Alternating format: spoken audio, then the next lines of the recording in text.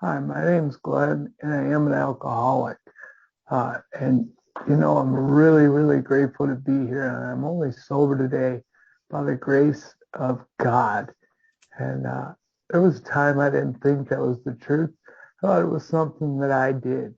And I'll get further into that as we go along. Um,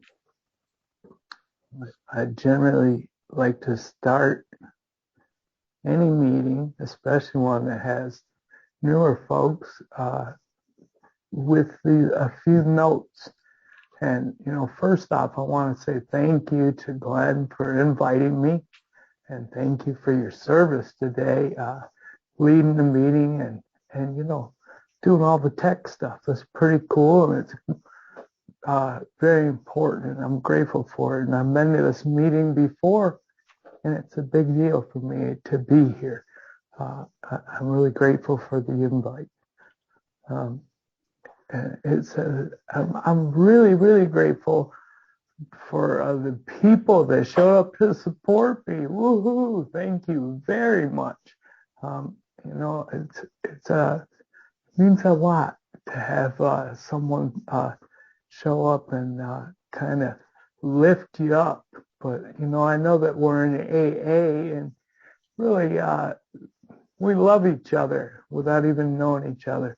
And for me, we're all children of a loving God and brothers and sisters in spirit. And I'm very grateful that you're all here. And I do love you. I'd like to thank God for making this possible. And I have a few vital statistics, right? My sobriety date. Everybody needs to have one, right? And so mine is 5/4 of 2017. And it was not my first go round. So if anybody is, not on their first go round, it's okay. Most of us are like that. Last night, someone told me that this program was built on failures, and I know that I'm a grateful, happy, lucky, no, blessed. I like blessed better than lucky, but yeah. So, grateful alcoholic and a happy failure. So, don't let that bring you down. And I have a home group. My physical home group is South Macomb, and I've been fortunate to serve as a GSR at that group, and so they're a pretty good group. It's full of a bunch of sick people just like me, and it's been meeting for 72 years, so it's been around for a long time, and so that's a big deal too. I have a sponsor.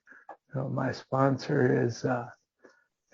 I'm really fortunate that my sponsor, I don't have to have a separate service sponsor because he's a past delegate from panel 51 and he's the area 33 archivist.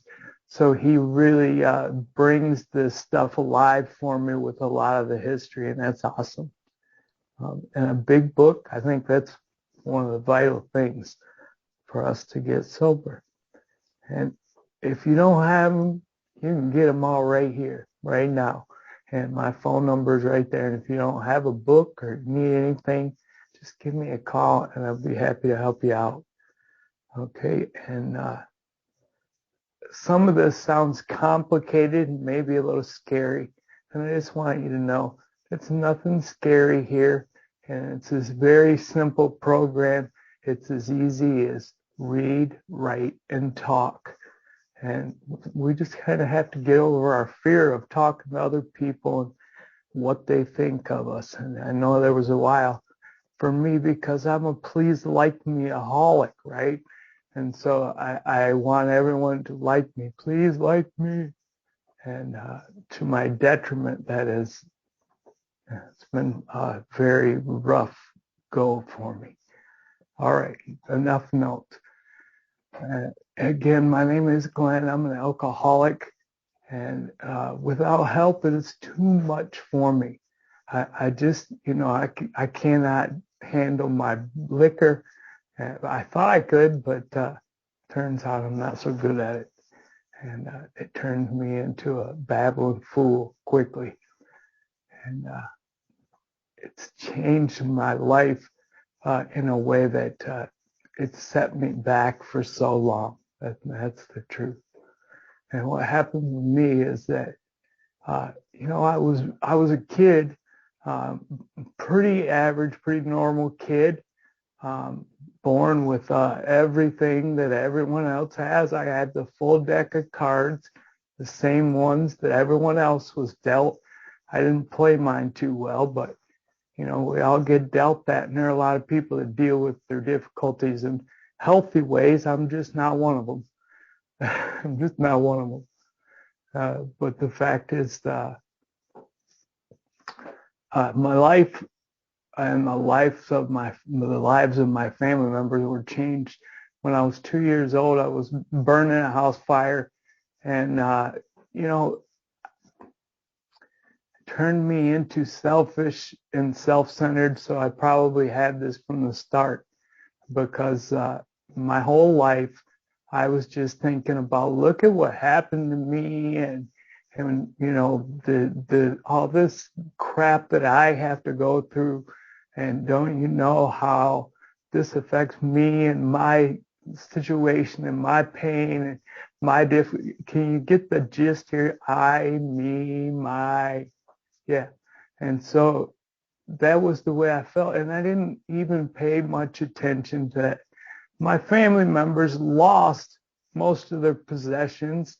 They had their whole lives rearranged, and they had to go through a lot of difficulties.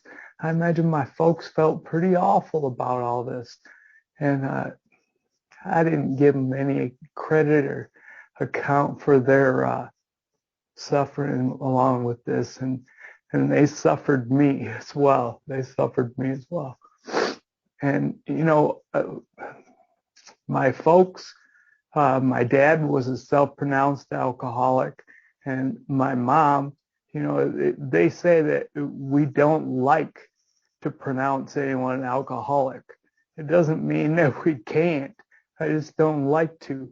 And so my mom, she's been, drinking, abusing alcohol and drugs and stuff ever since I was a kid.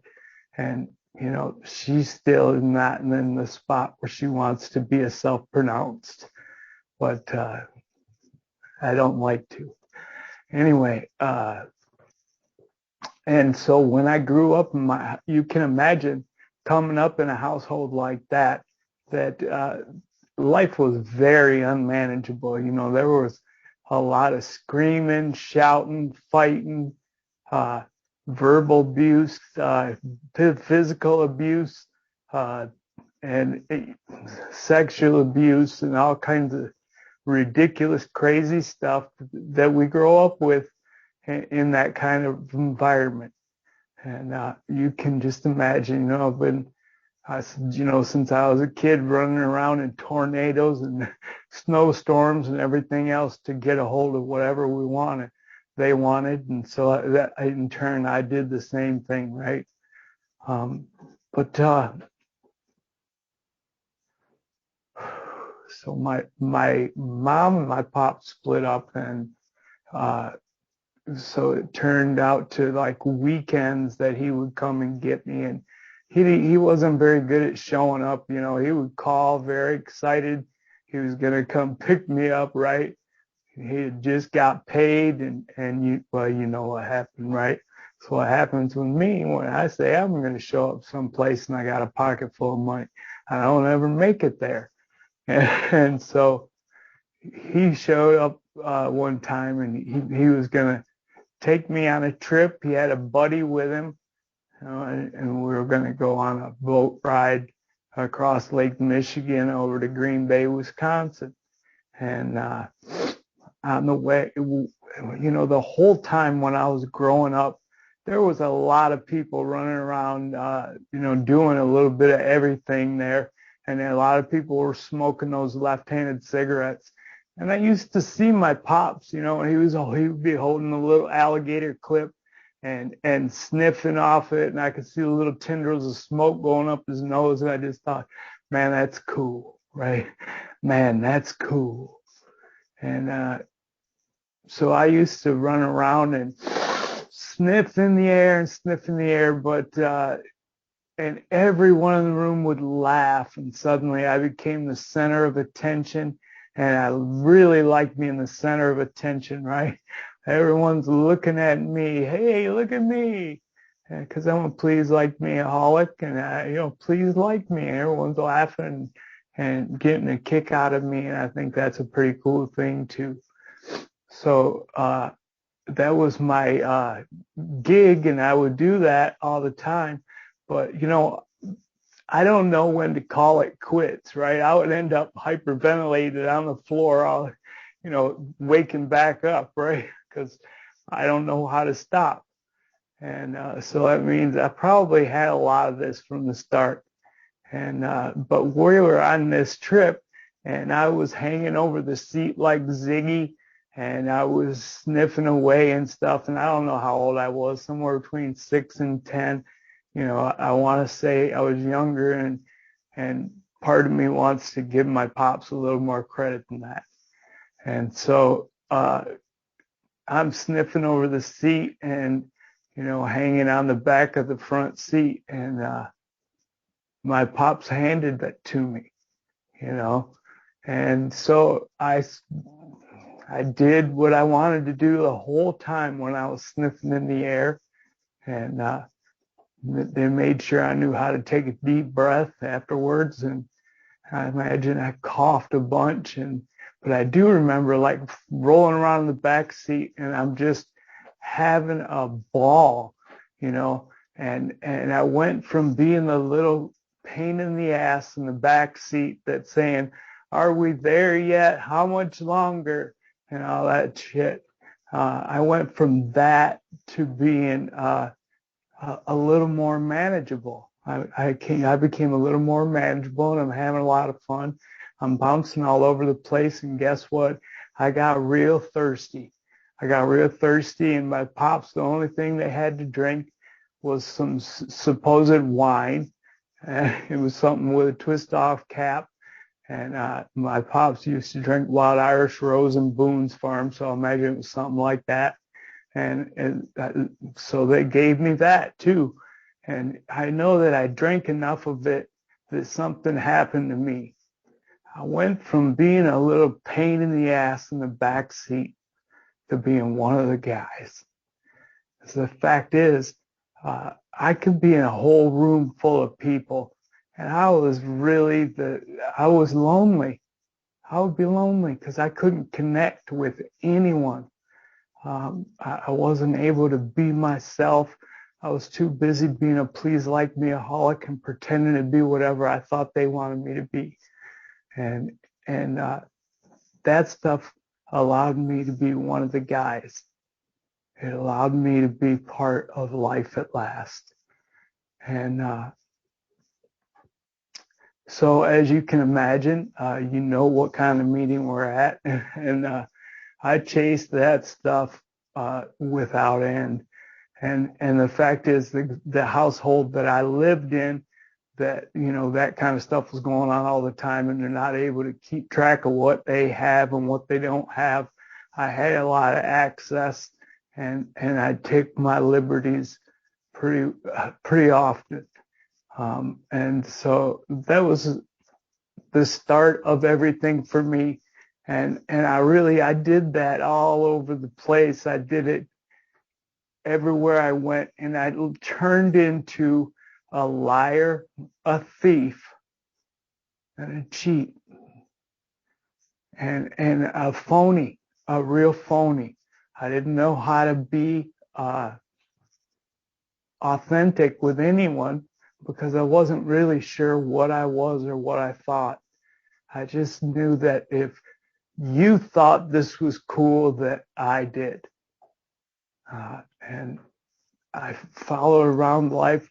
Hell, I was at a meeting last night when we were talking about this, and I used to just maybe it was this morning, I would change my accent, right? a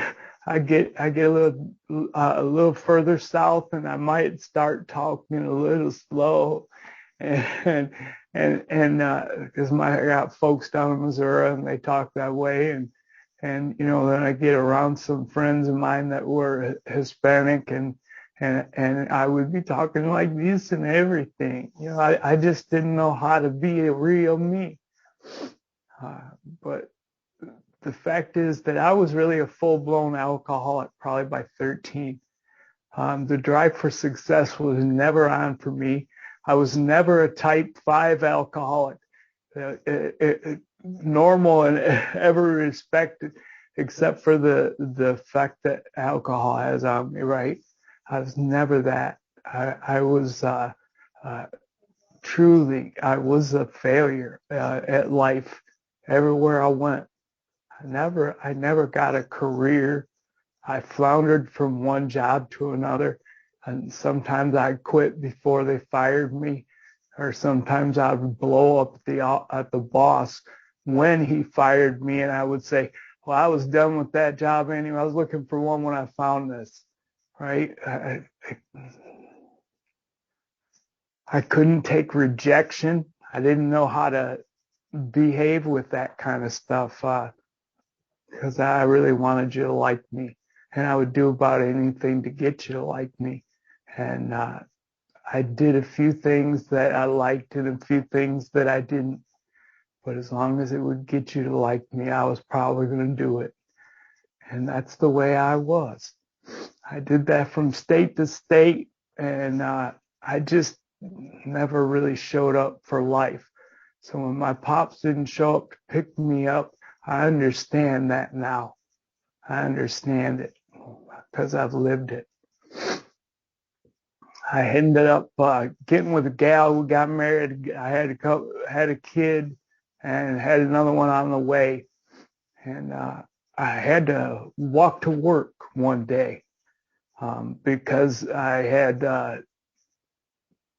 ended up without a vehicle again, living in a trailer park, and walking to my buddy's dad's furniture store so that I could make a little money moving furniture. We were supposed to go out with my then wife's friends and celebrate her girlfriend's birthday, and he was going to pick us up in his brand new car that evening. So we need a little money, to do what I normally do with money rather than pay my rent, right?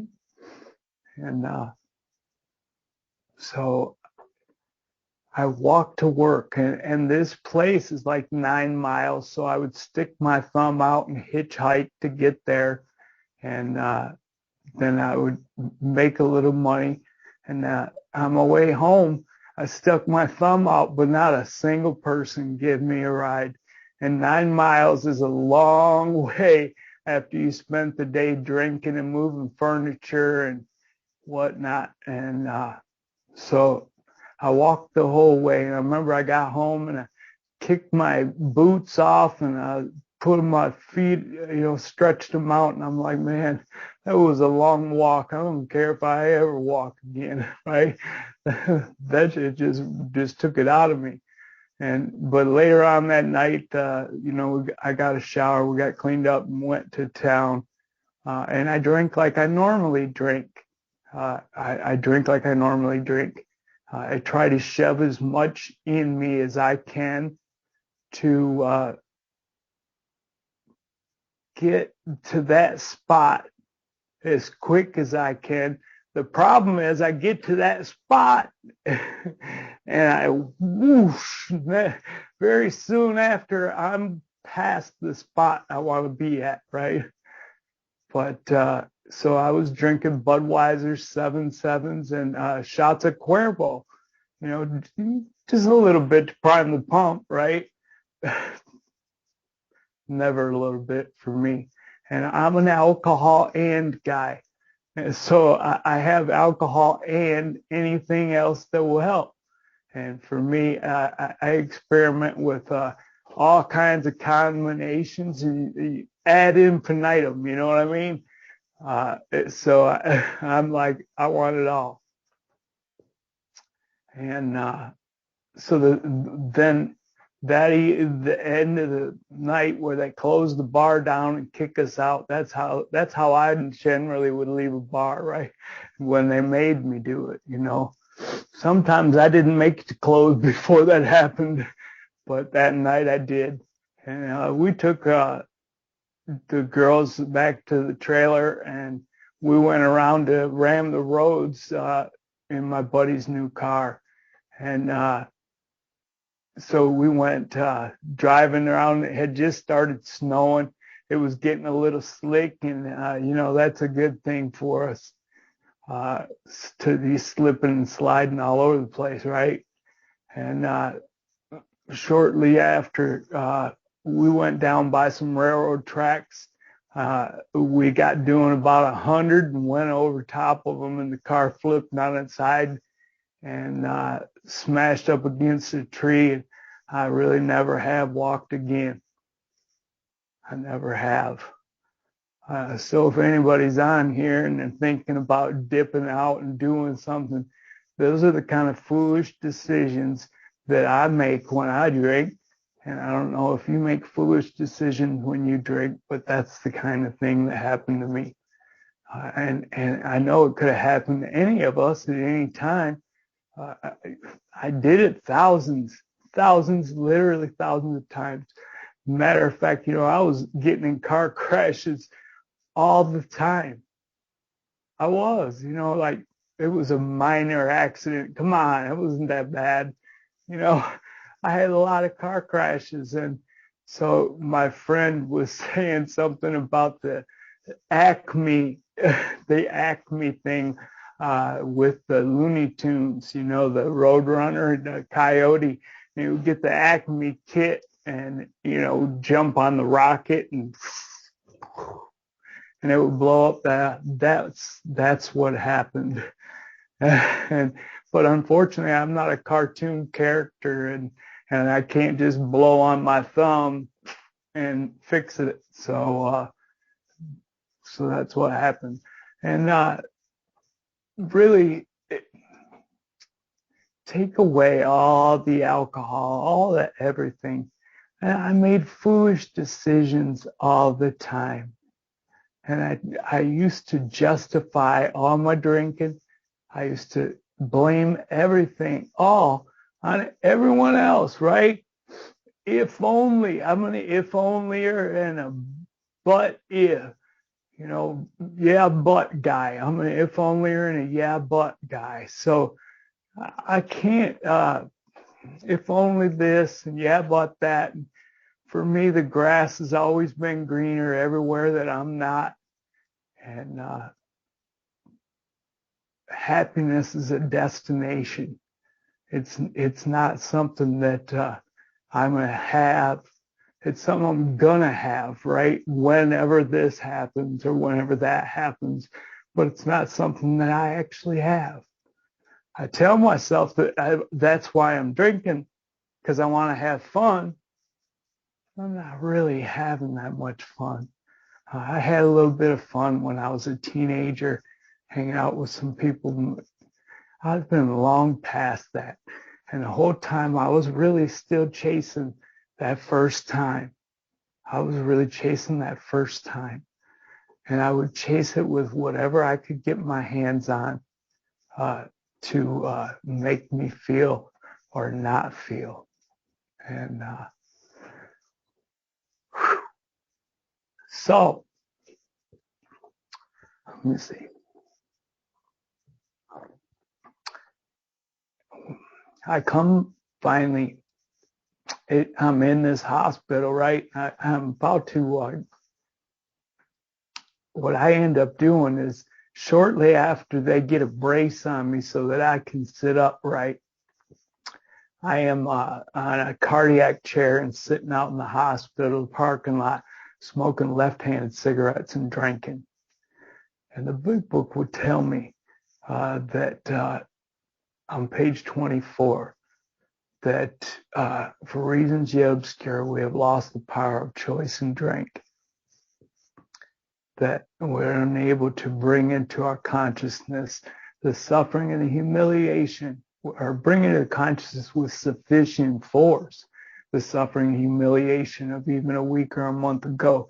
We are without defense against first drink, and I resemble that remark.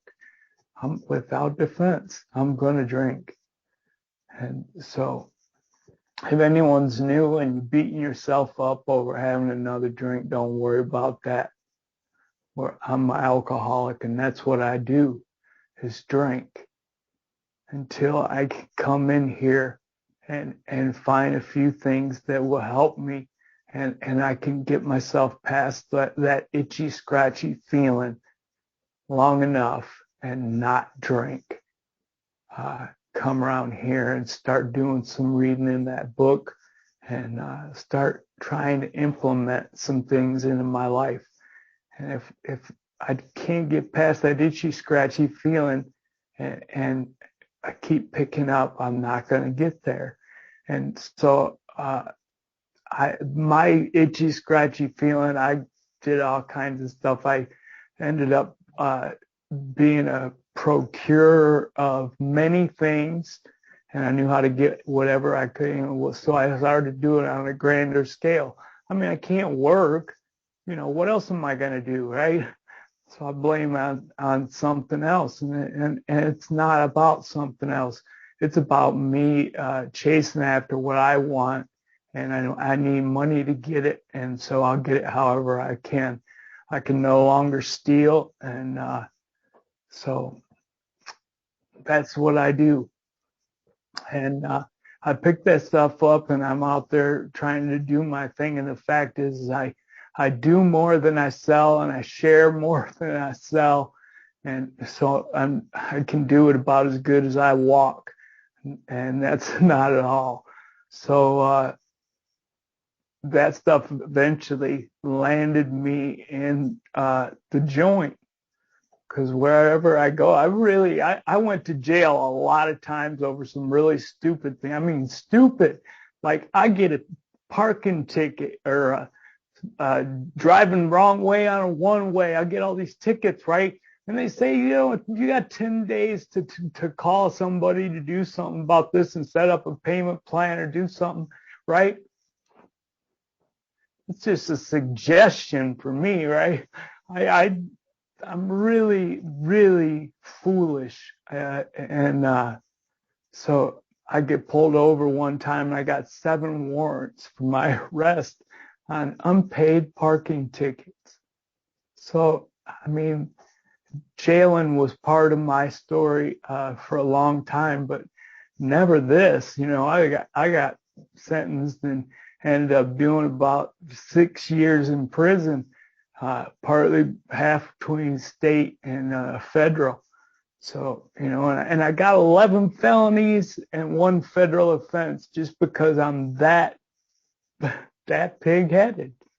I am. And so I continue to just get myself in all kinds of trouble. And so I went into this prison, and when I'm there, I get to the federal place, and they tell me that I can get 18 months off my sentence if I go through a treatment program they have in a different housing unit and stuff. And I said right away, I have a real problem with that. And, I have a real problem there. And it was true. And I knew that I was alcoholic, and I knew that I had problems, but I was far from admitting that. Right. And I'm the guy that, you would think if he was normal, he would stop from the jaywalker, right? But that's not me. But I went into this thing, and I actually learned a lot. And I know that the steps were mentioned.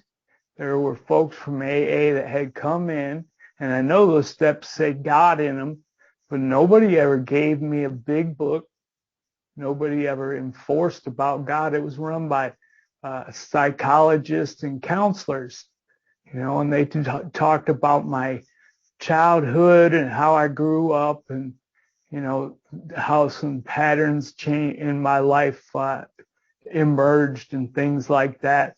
And so I got out of there, and I'm on supervised release.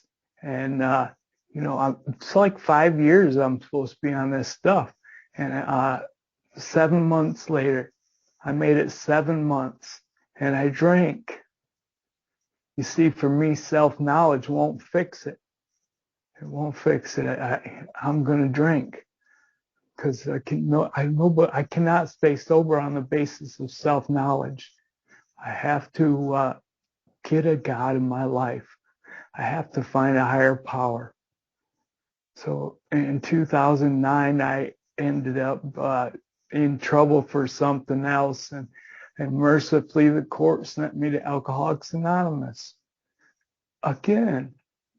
But this time I really paid attention. I knew this has got to change. I got to do something different. And I worked like 8.5 steps. I worked about 8.5 steps. But I mean, I did a good 4th-step and 5th-step, and I had a good sponsor, and I'm, but I was the guy like from the family afterward, and it says the gaunt prospector, right? For a time he will try to hug the treasure and keep it all to himself. That's me. And that's what I did. I tried to keep it all to myself. And without doing that, and I wasn't really working a 10th step very good. And I was still kind of the same joker that I'd been. And I wasn't willing to change more.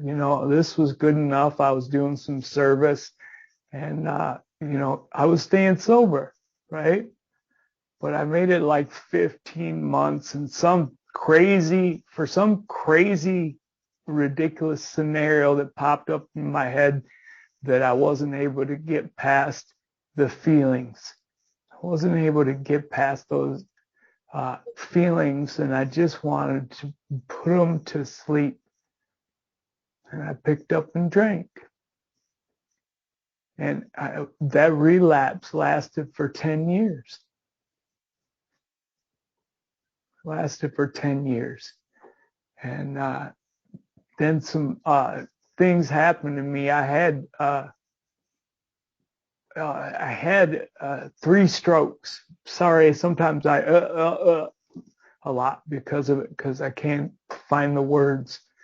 But yeah, I had 3 strokes, and it severely changed my living situation, because I had learned how to live in a chair, and I could drive around, I could keep my house, I could cook food, and I was able to function. And now I can't. I gotta have help to get dressed. I gotta have help to get out of my bed. I gotta have help to do all these things, and I'm back in this place where I'm looking at all the things I used to be able to do instead of all the things I can still do, and it's driving me crazy. Everything's coming out of me sideways. I'm blaming everyone about everything. It's all their fault, and I'm yelling at people and talking out of the side of my mouth to people, and it's not the way I should be treating folks. And I know better than that, but guess what? I'm still going to blame it on you and try to justify the situation and make it that it's not my fault, because that's the kind of person I've always been. And I revert right back to my default settings. And I'm no longer able to see the truth about myself. I'm the guy who's naturally incapable of being rigorously honest with himself. That's me. And so all I can do is look at the world and everything negative in it. And I don't know. It was bad. And we had a friend in the program. See, my wife got sober then, and she stayed sober, and she put up with me while I wasn't. she said I wasn't really that bad a guy, but I know that I was not a good person. I was doing some really shady shit and lying and stealing again. And so this friend of ours in the program, she was a therapist as well, and she had worked as a drug rehab at a rehab facility, and she came over and just to talk to me, and she did it for a while, and she came every week and we talked, and I had friends that came over and brought meetings to my house, and she looked at me and said, "Don't you think it's about time that you talk to your sponsor?" I agreed. And so I called him up and I said, "Hey, Bill, it's me again." And he did what trusted servants do. He said with love that he would be happy to. He would be happy to. We went through that book, and I did it with all the fervor of a drowning man because I have to now, right? And when we reviewed through all the steps coming through there, I really paid attention this time. And I paid attention to the way I manipulate people. And I really, he looked at the second step. He put a little thing in the second step, a little carrot. And it said, came to believe that carrot, if I followed through the rest of the steps, a power greater than myself to restore me to sanity. I said, that sounds like a good deal, right? I could use some sanity in my life. Things were going pretty crazy right then, and my wife was probably ready to kill herself living with my ridiculous ass. And so then we looked at that third step, and all the pages started just coming alive in my head. And my sponsor was bringing me, he'd bring over pictures and stuff that brought the whole program to life. And told me again about Roland and Ebby and the Oxford group and all that kind of stuff that we were going through. And it just, had pictures of all of them. And he's got first print, first edition that used to belong to Archie Trowbridge. And he's showing me this stuff and really making everything part of my life. And so we looked at the third step there, and it said, that my troubles, I think, are basically of my own making. They arise out of myself, and the alcoholic is an extreme example of self-will run riot, this alcoholic. And that was right where I was at. And it said that I have moral and philosophical convictions galore, but I couldn't live up to them even though I would have liked to. And that means that I had a bar that I set, and I believed everyone had to meet that bar. They had to be honest. They had to do this. They had to do that. But I couldn't live up to that. And it said above everything, so the most important thing is that I must get rid of this selfishness. I must or it kill me.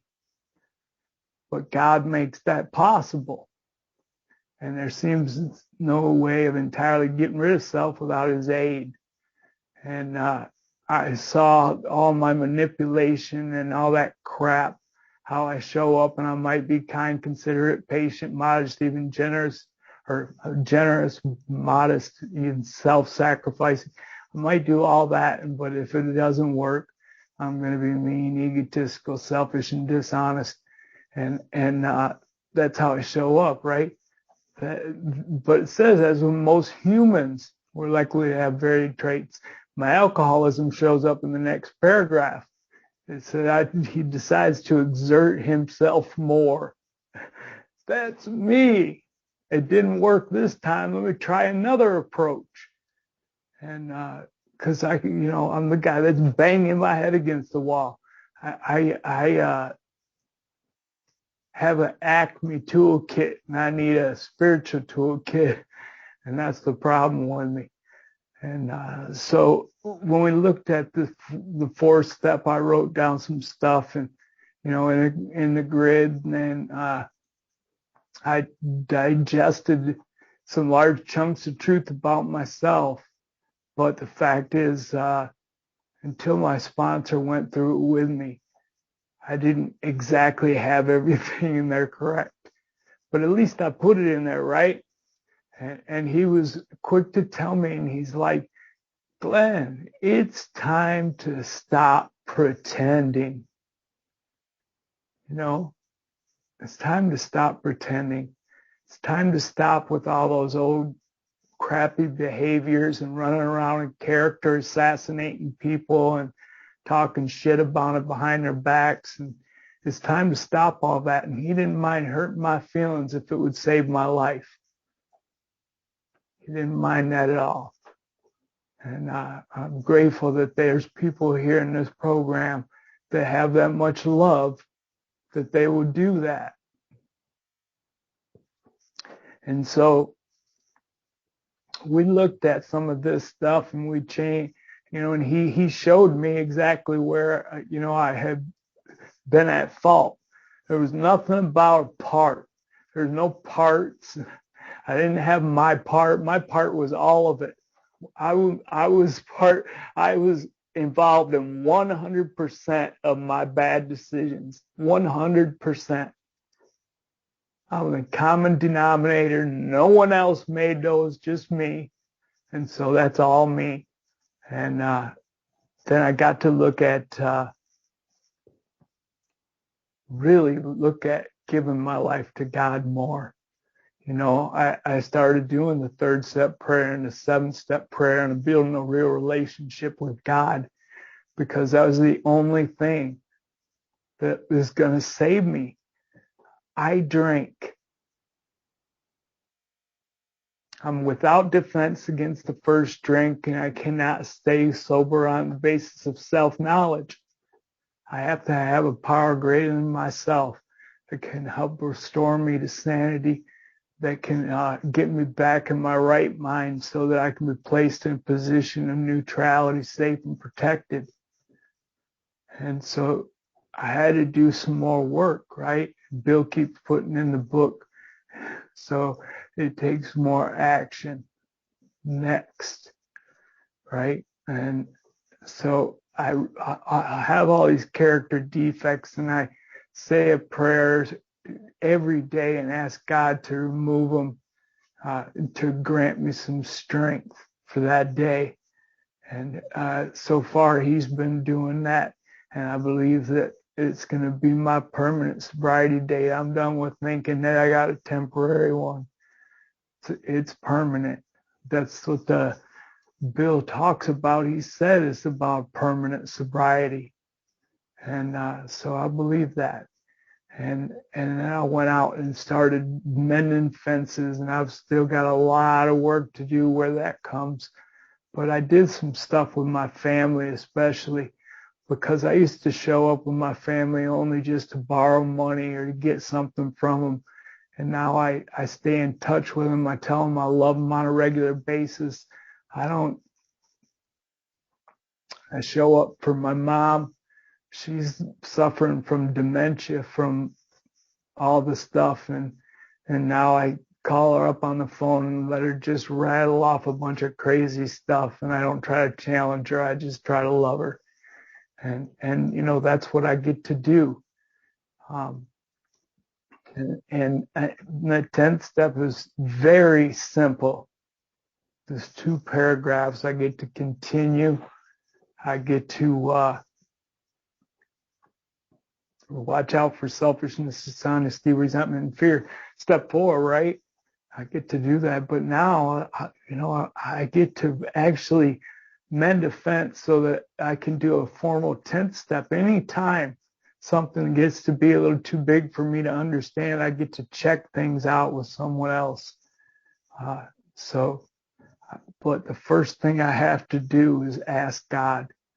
If I call my sponsor about something and I'm trying to get him to scrape me off the ceiling again, his first thing is, I say, I've been thinking. He says, uh-oh.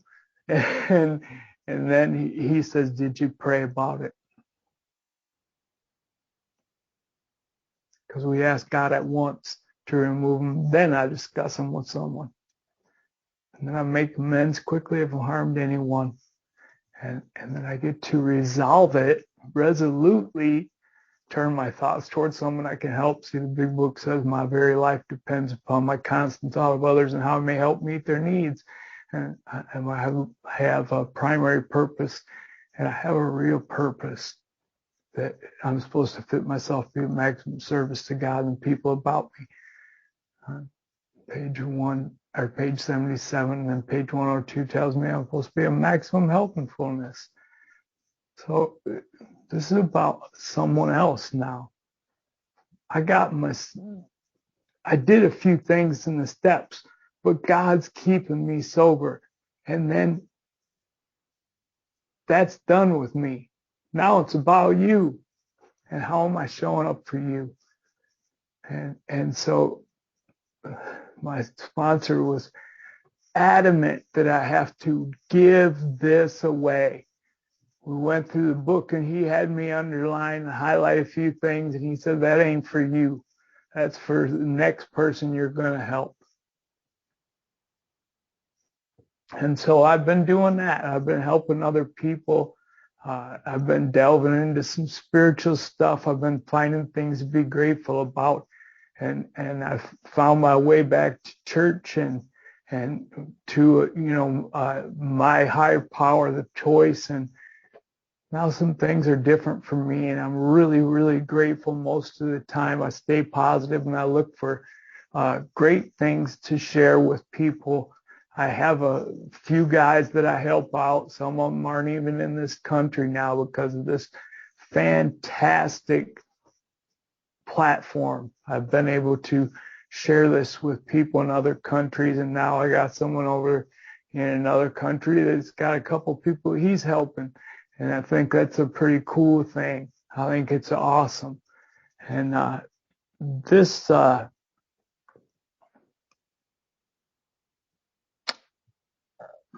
me see.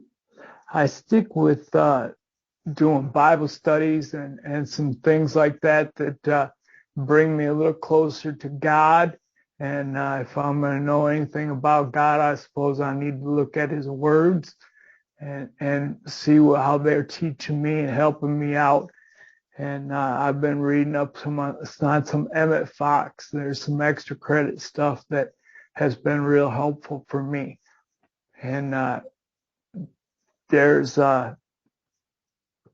something that sticks to me. There's in the Beatitudes, it says, "Blessed are the poor in spirit, blessed are the poor in spirit, for theirs is the kingdom of heaven."